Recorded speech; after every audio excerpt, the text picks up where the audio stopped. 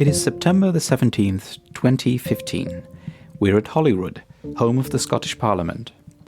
Mark Griffin, a boyish Labour politician, takes the floor to present his bill to the vote. The aim of my bill has been to encourage the use of BSL in Scottish public life and raise awareness of the language amongst the hearing population. Presiding Officer, I am delighted to move the motion in my name that Parliament agrees that the British Sign Language Scotland Bill be passed. Thank you. For Mark Griffin to be able to stand in the chamber on that day, a lot of puzzle pieces needed to fall into place. Today, I want to tell the story of the British Sign Language Scotland Bill. My name is Alexander Drechsel, and you're listening to LangFM. This episode is part of a mini-series on sign language interpreting, a topic I've become increasingly fascinated by in recent years. At the same time, sign language interpreting has moved more into public awareness, including within our profession. AIIC, the International Association of Conference Interpreters, now has members working with sign language. The European Parliament has become involved, as you heard in episode 28 of LangFM, about the EUsigns conference. And more countries are upgrading the status of their national sign languages. Now, be honest, what do you actually know about sign language? Chances are that, like for me, it wasn't an awful lot. Unless, of course, you're using it yourself or you have a friend or a relative who signs. So, just in case, here are a few basics to get you started. First, sign languages are real languages. This may sound obvious, but it took until the middle of the 20th century for this to sink in. Signing is so much more than just moving your hands around. Sign languages are full-blown languages, but they work visually, not acoustically. Signing involves the hands, certain movements, facial expressions, the head, the mouth. It's quite complex, really. Second, there is not one single sign language. Just like with spoken languages, there is a huge variety. I may be oversimplifying things here, but just as different kinds of English are spoken in the UK, Ireland, or New Zealand, there are even bigger differences between British Sign Language, Irish Sign Language, and, well, New Zealand Sign Language. Spoken language and sign language families do not necessarily overlap. To show you these differences, there are completely different head movements to negate a sentence in Auslan, where you shake your head, and in Greek Sign Language, where you would tilt the head backwards. The best I've heard it put was by sign language interpreter Lauren Harris on Twitter. It's a 3D language. Third, sign language is not a crutch, it's a culture. You'll hear more about deaf culture and the deaf community in this mini-series, but even today, there is not enough recognition for sign language around the world. Now, when it comes to sign language interpreting, maybe you remember the Mandela interpreter? In December 2013, at the memorial ceremony for Nelson Mandela, an imposter stood on stage and pretended to interpret sign language when, in reality, he just made random hand gestures. The international deaf community was up in arms, as you can imagine. During national disasters in the United States, American Sign Language interpreters sometimes go viral on social media. The Mandela fake interpreter experience was, a shock to everybody. This is outrageous because there are actually standards in place, and so we were able to draw attention to that. I think the only problem with some of the emergency announcement interpreting stuff and the reports on those is that people see it as a distraction. And I think the problem is people not understanding how sophisticated sign languages are and that they're not just words on the hands. So if someone's talking about really bad weather and the way that you imply how heavy the rain is or how strong the winds are, all of that information is on the face. But again, it does give us the opportunity to respond and correct. I think as long as we use the opportunities well, then it's not necessarily negative. So let's do exactly that. Use an opportunity and tell interesting stories. 3 interesting stories, in fact. You just heard Jemina Napier talk about the Mandela interpreter incident, and you will also meet Graham Turner and Annelies Küsters. British students coming into university, if they knew anything about foreign languages, it was only about other European languages. The phenomenon of language is a lot more varied than you'd appreciate from hanging around in Europe for a few years. That's Professor Graham Turner. He grew up in the northeast of England as the son of a speech therapist. Early on, he developed a keen interest in languages. He learned French, Latin and Greek at school, and indeed elsewhere. I studied Kiswahili for a couple of years. Had a real eye-opener in terms of, again, just how different languages can be one from another. Later, he went on to study linguistics, including some compulsory Swedish, at the University of York, and spent a year as a teaching classroom assistant at a school for deaf children. Working in the school with deaf children, the idea was, okay, you've had a year of general linguistic study, now get out there into the real world and find out whether anything that we've told you in this first year actually has any purchase. And of course, lo and behold, you discover that it really does. And so they were telling you the truth all that time.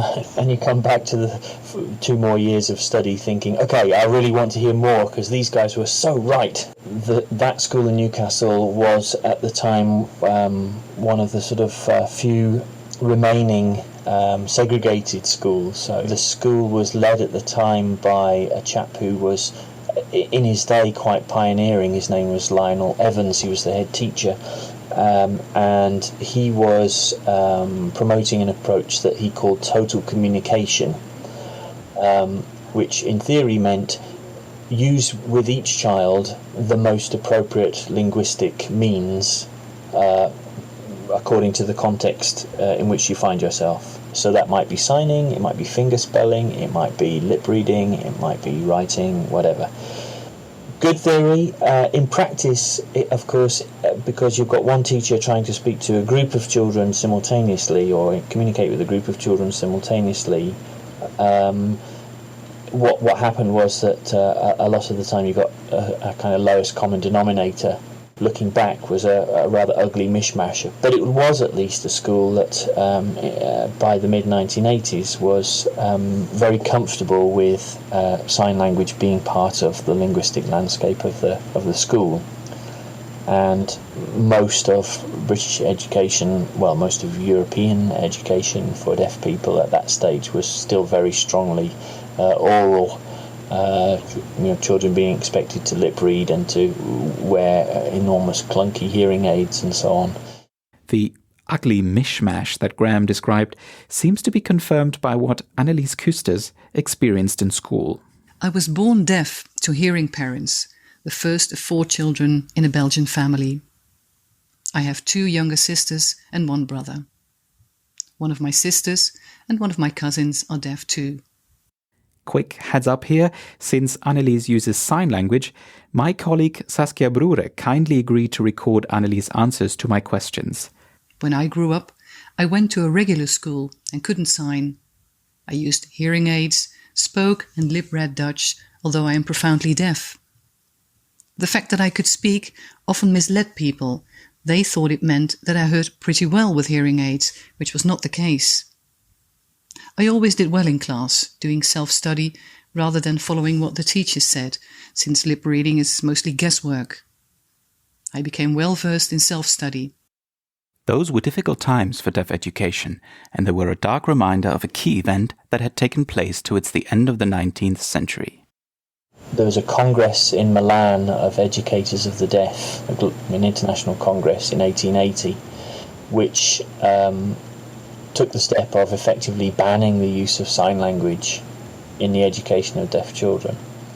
So for essentially a century thereafter, at least a century thereafter in many places, signing was effectively, you might say, forced underground in effect.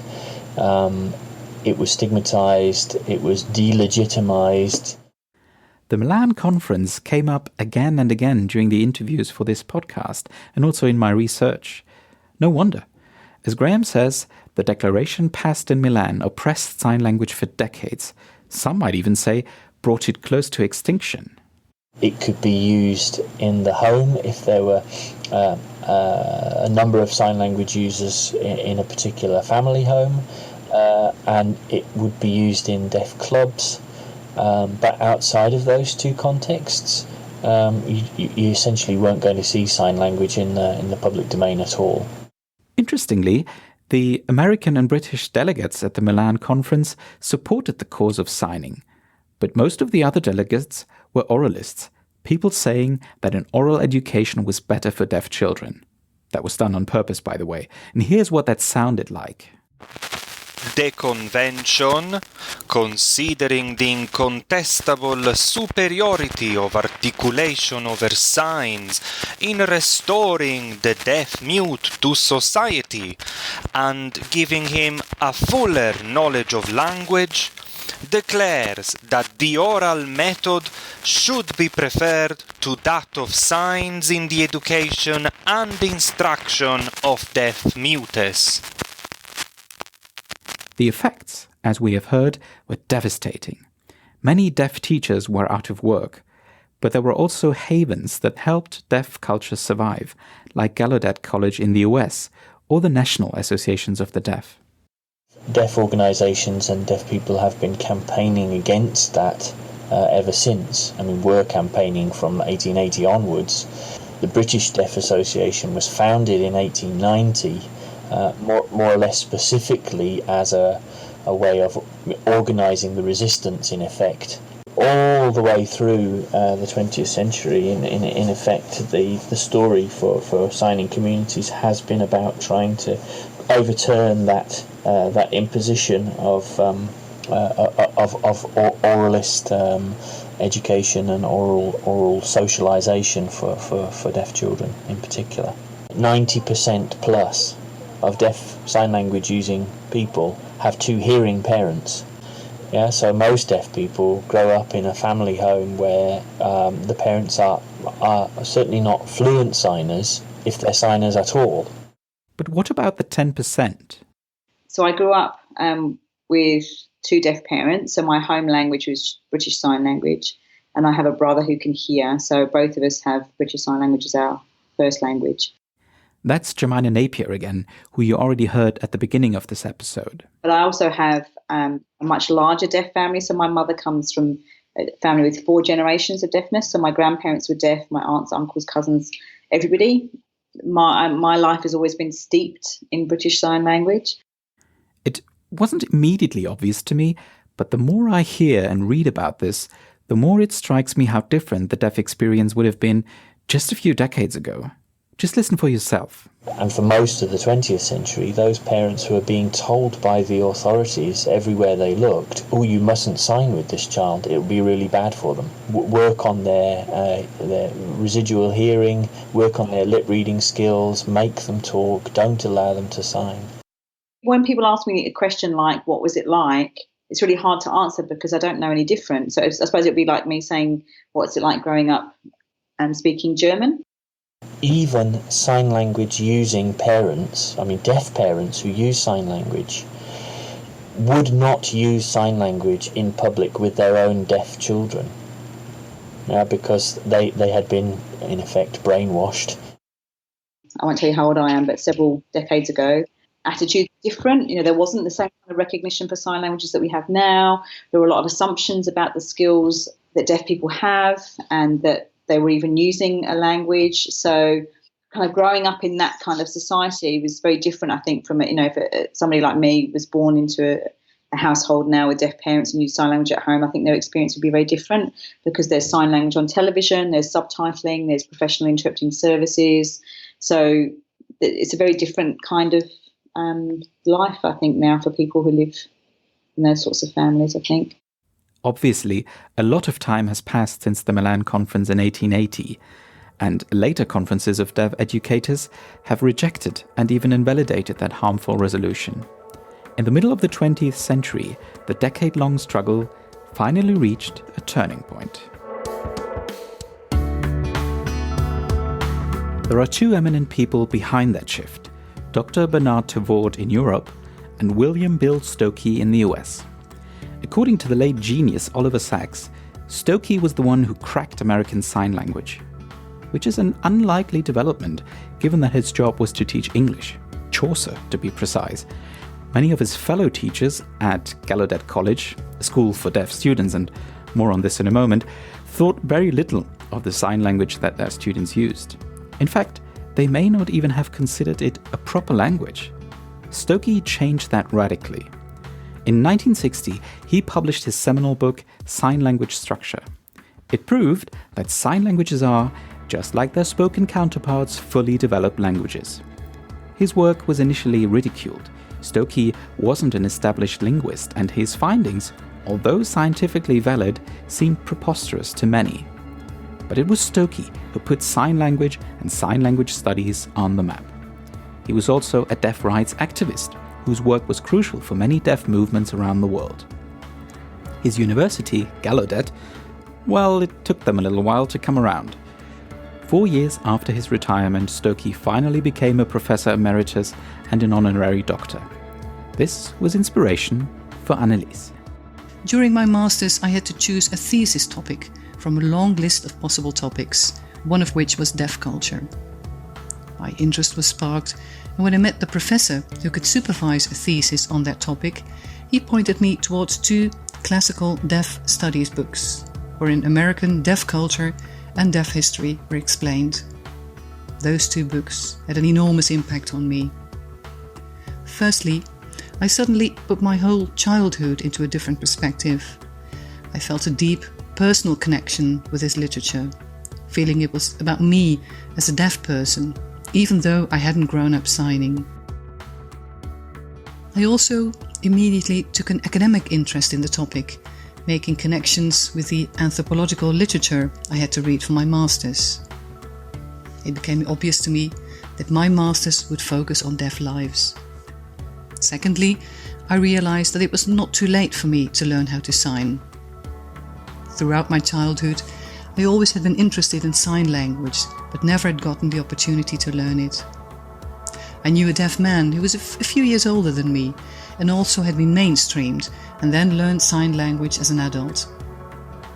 I realized that I also could be and wanted to be someone who arrived late in deaf communities.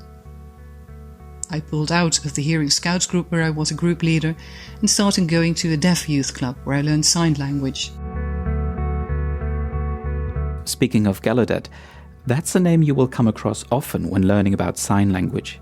It goes back to Thomas Hopkins Gallaudet, the man who established education for deaf children in the United States. He is also the reason for the many similarities between the American and French sign languages. The story is very interesting, and I've already covered it in another episode of LangFM, but here it is in a nutshell.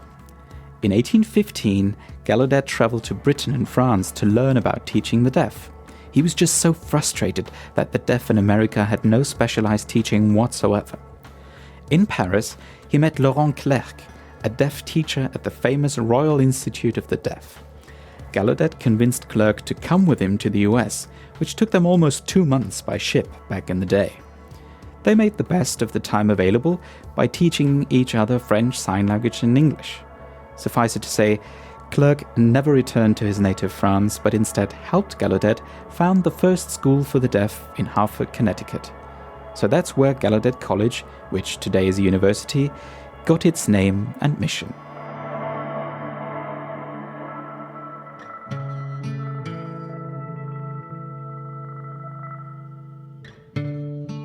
After this trip over the Atlantic, let's return to the young Jemina Napier growing up in London. Even when you're living with parents who are deaf and sign language is your first language, as someone who can hear, your world is so dominated by speech and sound. Walking down the street, your neighbours, the television, the radio, I never experienced any delays in my speech development, nor did my brother. So I didn't have to go to a special school or anything. Actually, my parents' house was literally right opposite the local primary school. So all I had to do was cross the road and I was at school. So it was quite handy. And I actually have stories that I can tell of my mum walking past the school gates and me being in playground and signing to her and being able to talk to her even though she was across the road. I had to ask Jemina, as a hearing child that knew BSL, Did she ever interpret or have to interpret for her family? It's interesting because for a long time I resisted admitting that, because there's kind of quite, taboos around children interpreting for their parents, and it's seen as being socially acceptable. So for a long time I always used to say, no, I didn't interpret for my parents, because it's true, they never asked me to interpret for them. They never forced me to interpret for them. But what I realised much later in life is that actually I did interpret for them, but because I came across this whole body of research on language brokering, child language brokering, which has looked at children who typically are migrants or refugees, and because the children acquire languages more quickly, or there's sort of national spoken language or wherever they've moved to, often more quickly than their parents, the child becomes a broker for their parents. And often the child takes it upon themselves to do it. It's not necessarily forced upon them. It's just a role that they take in their family. And I suddenly had this realisation that was me, and that I looked back on my childhood and realised that I did interpret for my parents, but often it was me offering to make the phone call, and it was me offering to interpret between my mother and the lady at the local shop, even though it often wasn't necessary. They found out that they had other ways to communicate. But it was just a part and parcel of my everyday life. And I think that's probably what drew me to working as an interpreter, because I actually have always really enjoyed that process of, moving between the different languages and having a role of some kind, having what I perceived obviously was an important role. I was encouraged by a lot of people because when I was very young, in my early 20s, the sign language interpreting profession was just really being established in the UK, because previous to that, it had been sort of social workers who had also taken on the role of interpreters. And so it was around sort of the 1980s when they started to separate the two roles out. So by the time I was coming through university, and there was no interpreter training program back then at university, so I did a degree in sociology. But I was encouraged because I was bilingual to start interpreting. And so I started at a very young age, actually, and then took the opportunity. So a master's degree was set up at Durham University. So then I did that. Hang on. Did you say Durham University? Well, the world of interpreting is rather small indeed. And lo and behold, just at the point where I graduated, Durham University was opening a master's program in sign linguistics. So I was actually the very first person interviewed for that program, was accepted onto the course, which was to begin in the October of that year, 1988. In the August of that year, I had completed my undergraduate degree, received my degree, was sitting at home watching the cricket over the summer, as you do, and I got a call completely out of the blue from Durham University saying, look, we're working on this sign language dictionary project. We need a dog's body to do a few days' work a week for a little while. Would you like a job? I was just the right person in the right place at the right time, with a linguistics background and interest in and some skills in sign language and cheap labour at that point in time. I've been working full-time in academia ever since. At Durham University, Graham worked with eminent academics like Clark Denmark, the first to establish a curriculum for deaf sign language teachers in the UK, Francis Elton, who later worked as a sign linguist at University College London for many years, and with Dorothy Miles, at that time probably the most prominent British sign language poet. Yes, that's a thing, and it's absolutely fascinating. Dorothy had also been involved in starting up deaf theatre in the United States. Dot, Francis and Clark were the three people I shared an office with from my first day at Durham University. As a learner of the language, I could not have wished for a more rich and informative kind of context to find myself in. In 2005, I'd been working in academia in the UK for over 17 years as a linguist, but never in a languages department. I thought it was a bit of a nonsense. So part of the attraction to me of coming to Heriot-Watt was here was a department of languages and intercultural studies. Now this was exactly where the sign language work should be from my point of view. A Department of Languages and Intercultural Studies felt to me like exactly the right place to be working on all of the sorts of aspects of sign language that I was interested in. This was a department that, because of Ian Mason, Basil Hatim and many other colleagues in the department, had a very strong history of work in translation and interpreting. It was what the department was founded for, in fact, decades ago. And we didn't have to argue for sign languages having an appropriate place within this department. So for me, very much, in short, it felt like coming home, finally. Coming home to Harriet Watt. Well, Jemina was about to do the same, just with a little detour halfway around the world. I just saw like a tiny little ad in the paper for a Commonwealth scholarship. You could go anywhere in the Commonwealth, and it sort of piqued my interest. And I'd never really thought about going to Australia before that. My husband wanted us to go to Barbados, but I'd have to go to either Australia or New Zealand because the two sign languages there are related to British Sign Language. They're part of the same sign language family. So I knew that it would be easier for me to do research there. I wouldn't have to learn a brand new sign language. It would be easier to acquire. My husband's also a sign language interpreter, so he was looking for a new opportunity to do work. So we just thought we would go for 3 years. They didn't really have a lot of sign language expertise there, so it was a bit of a risk actually going.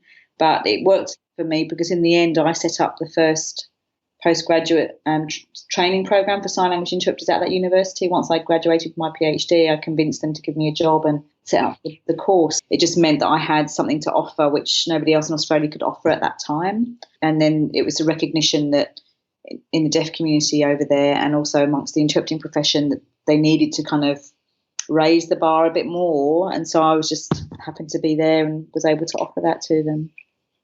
Went to Sydney and then returned to the UK and came to Scotland because a job came up at Heriot Watt, where I'm now a professor. I could see that there was some momentum happening and I thought it would be a good place to be, a catalyst, I suppose. And then Graham took over from Ian Mason as the chair of Translation Interpreting Studies in Scotland Research Centre, and because his expertise was in BSL, he was quite keen to grow things. And then I arrived in 2013, and it was just coincidence, really, that I applied for a general job. It was just the job advertised was in intercultural communication. So there's just been a lot happening. And I think now with the BSL Scotland Act, we're really well placed as a university to really promote research and teaching on British Sign Language and British Sign Language interpreting, but also we're hoping that we'll become a hub. And what about Annelies? Because I think we're starting to see a pattern here. I did research in Suriname, South America, about the meeting spaces and networks of deaf school children and deaf adults. I wanted to dig deeper. I went to the University of Bristol, where they had a master's degree course in deaf studies. And for my master course dissertation, I did research in India, focusing on how deaf people use the famous suburban trains as a meeting place. I remained in Bristol to do a PhD, doing research in Ghana. During my PhD studies, I married an Indian man and moved to India, where I completed writing my dissertation before giving birth to my first child. After the time in India, we moved to Germany, where I started a postdoc at the Max Planck Institute for the study of religious and ethnic diversity in Göttingen. My postdoc project focused on deaf-hearing interactions in public and semi-public spaces such as shops, restaurants, public transport and private transport. During that time, I became more and more interested in applied linguistics and in ethnographic filmmaking, in addition to anthropology and cultural geography. Our second child was born in Göttingen, where we lived for 3.5 years. In March 2017, we moved to Edinburgh, where I now work as assistant professor in sign language and intercultural research and lead a research group focusing on international deaf mobilities. So here we are. Jemina Napier, Annelies Küsters and Graham Turner are in the same place, Heriot Watt University, in Edinburgh, just a few miles away from the Scottish Parliament. In the 1990s, Tony Blair's Labour government started decentralising powers to Scotland, Wales, Northern Ireland and London, a process known as devolution. If Scotland hadn't obtained its own parliament, who knows, the BSL Scotland Bill may never have come about. When the Scottish Parliament was re-established in 1998, there was very quickly some quite overt talk about sign language and about recognition of British Sign Language for all sorts of reasons, I think, including the broader fact that, in short, because of recognition of Gaelic in Scotland, there is already a richer kind of weave, a more diverse kind of linguistic heritage in the country than in most of the UK. And so sign language didn't feel like such an oddity, I guess, in that kind of context. Scotland certainly feels to me, and I think feels to itself, like a more tolerant country in many respects than the rest of the UK. And that's one of the reasons that, again, I was enthusiastic about moving to Scotland, to be honest. 17 plus years working at universities in the north of England, the scope that any of us had to speak directly to, let alone influence Westminster and its thinking in any way, was extremely limited. In the late 1990s and early noughties, several people, including members of the Scottish Parliament and also academics, had been laying the groundwork for the BSL Bill, raising awareness and recognition of sign language and deaf issues. 2005, I could kind of hit the ground running, both in terms of being in a department that was willing to see British Sign Language as an area of potential growth, that there was a national context in which people were happy to engage with, talk about what could be done and how it could be done, the stars were beginning to align, I think, at that point. One part of this constellation was Mark Griffin, the MSP we met at the beginning of this episode. He became the steward of the bill through all the stages of the legislative process. I do know that Mark had deaf-blind grandparents. So he had some bit of deaf awareness and awareness of sign language issues and so on within the family. So, somewhat distant, but nevertheless. A woman who communicates through BSL was admitted to hospital for surgery. During her 12-day stay in hospital, 12 whole days, although hospital staff tried to communicate with her, they didn't provide her with a BSL interpreter.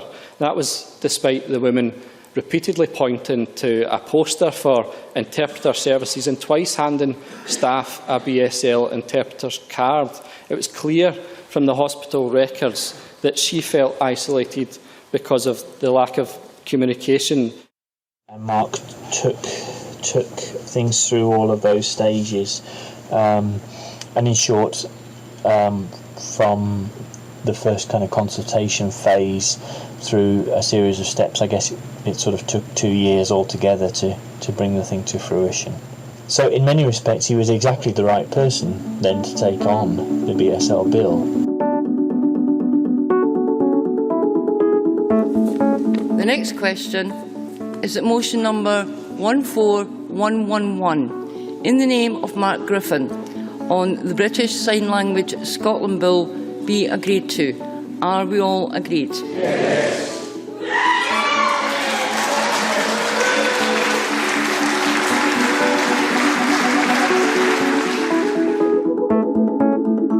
What a fantastic day for the Scottish deaf community. Watching the video, hearing all the applause and cheering, seeing the enthusiasm on people's faces, the rotating hands indicating applause, it still moves me to this day.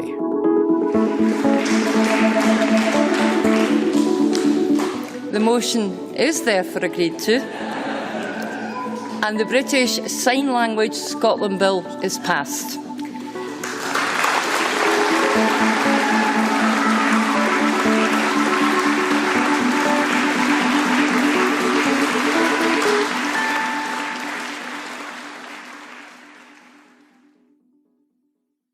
The way the legislation is formulated, it's not called a communication disorders bill. It's not called a, be nice to deaf people bill.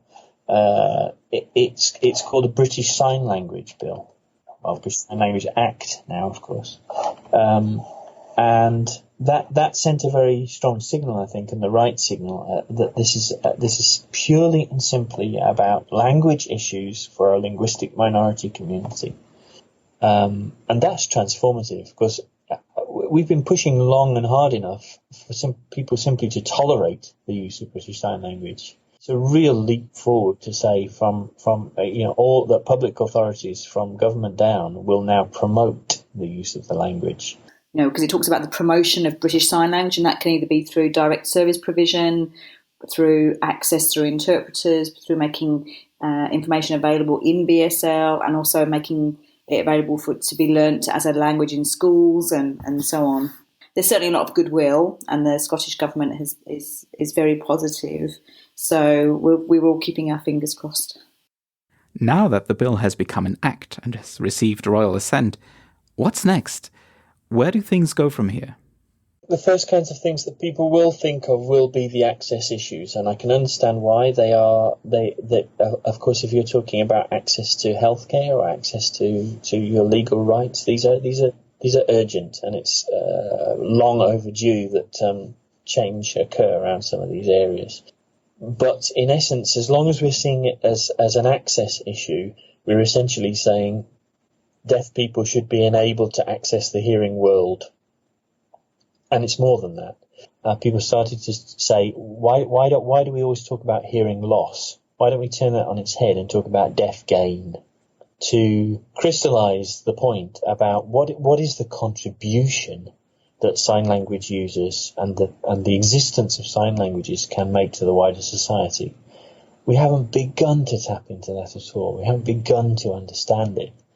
And yet here is this extraordinary form of language that does all of the things that spoken languages do, and some others besides, because the nature of sign languages is such that they can do things that spoken languages don't. Deaf gain. I think that's really, in a nutshell, the message I would like to pass on to you, dear listener. Let us open up. Let us be curious. Let us explore the world of sign language and deaf culture, as many have been doing already, in fact. We need to make sure that a lot more hearing people are learning sign language in the first place. One of the reasons that American Sign Language is so popular, it's actually the fourth most commonly used language in America. And the reason for that is that students have a requirement to take a foreign language of some kind, at least one course as part of their liberal arts education at college. And American Sign Language is offered as an alternative language that they can learn. So it's a really popular choice until we have something like that here in Europe as well. But, we need to get to the kids earlier. And my colleague Graham Turner, who you spoke to, has been working on trying to get BSL introduced in schools, for example, as an option. Scotland has a 1+2 languages policy just now, suggesting that all children should leave school with having had access to at least 2 other languages besides English. And we've been working with the relevant authorities to talk about introducing BSL as one of those +2 languages. Education will definitely be one important building block. For inspiration, we can turn to the Global South. In the Global South, deaf and hearing people often can communicate rather fluently through gestures. And I documented this in my film called Ishare, Gestures and Signs in Mumbai, which can be viewed online. The distinction between sign language and gestures often becomes really blurred in such contexts. In the village in Ghana where I did my PhD research, this kind of fluent gesturing led to the emergence of a local sign language. Overall, I see a much wider acceptance of manual communication in the Global South. Another difference is that in many Western cultures, deaf schools are closed in favour of educational mainstreaming policies. Deaf children attend regular schools with the help of hearing aids and sign language interpreters, but unfortunately rarely receive instruction directly through sign language. The number of deaf clubs where people gather to chat, party, play cards, do arts and crafts and so on is declining. Deaf people meet more often in temporary and borrowed spaces, such as in pubs or during events. The transition of deaf children from the school to the club in order to maintain their deaf social life is thus disrupted. In the Global South, though, there are many deaf schools. Most of them do not support bilingual education in signed and spoken written language, but children often signed at playgrounds and in dormitories. In India alone there are over 800 deaf schools, and in Mumbai alone there are 25. Some of these schools are very large and attract deaf people from a wide geographical area. Others are small local schools. But another one is awareness outside the deaf community. Here is the call to action for us. If you look around you in the public domain, where do you see sign language? The answer is almost nowhere. So people don't think of sign language as being part of the everyday the social environment in which we operate. One of the things that I think is fantastically exciting about what's been done is that I'm well aware of a huge amount of change in attitudes and in thinking taking place even prior to the passing of the Act. People just hadn't thought about sign language issues before, and passing an Act of Parliament that is just about sign language brings it to the forefront of their attention. The way the Act is constructed is that there'll be a new national plan every 6 years, and therefore new public authority plans every 6 years. And once the national plan is published, then we'll see how much teeth the Act really has. So it should have more teeth because it is a piece of legislation. On a cyclical basis, it will keep swimming to the forefront of people's attention periodically, and they'll be required to think about what more could we do? How could we do this better? What steps are we now in a position to take to advance this this interaction between deaf and hearing populations, if you like?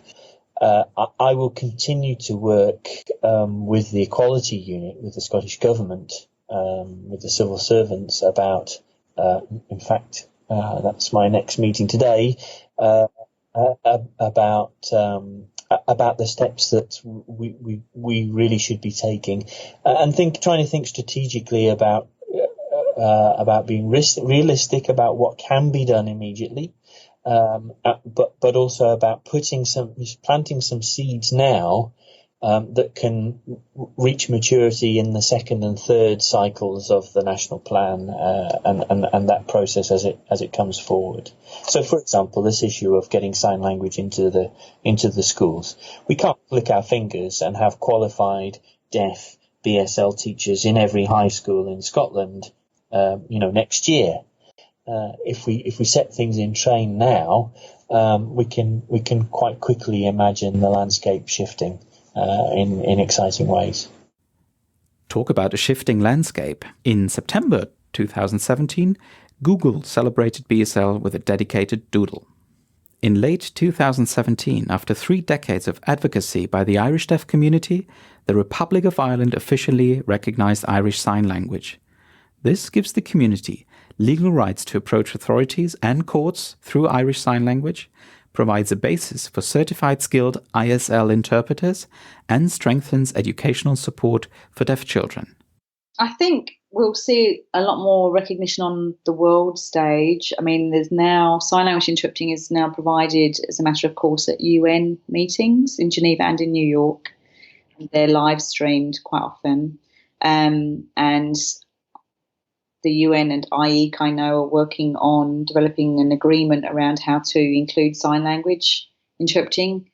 There are now 2 members of AIIC who are sign language interpreters, and I'm working on getting my approvals so I can hopefully become a member before too long. I've just been invited to be a keynote speaker at the FIT Congress in Brisbane, and I'm the first sign language interpreting expert they've had as a keynote speaker before, so it's exciting. I think Henry Liu and I know each other from when I was in Australia, and he's a New Zealander. He was really keen to see more profile of sign language interpreting in FIT, so that's really exciting. I feel very honoured to be the first person to do that.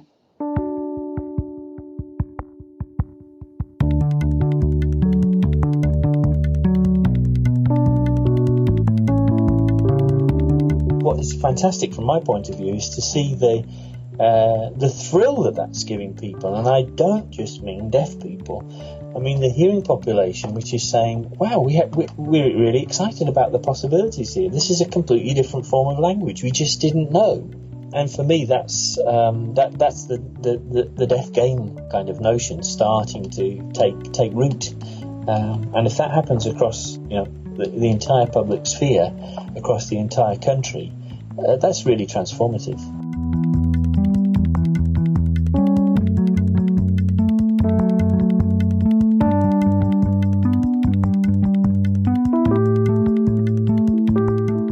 This has been part 1 of the LangFM series about sign language and sign language interpreting. Part 2 will be published very soon, and that episode will be in German, featuring German sign language interpreter Laura Schwengber, who is very much into music. Part 3, in French, and featuring France-based sign language interpreter Stéphane Barrère, will come out straight after that. So stay tuned. I'll talk to you soon on LangFM.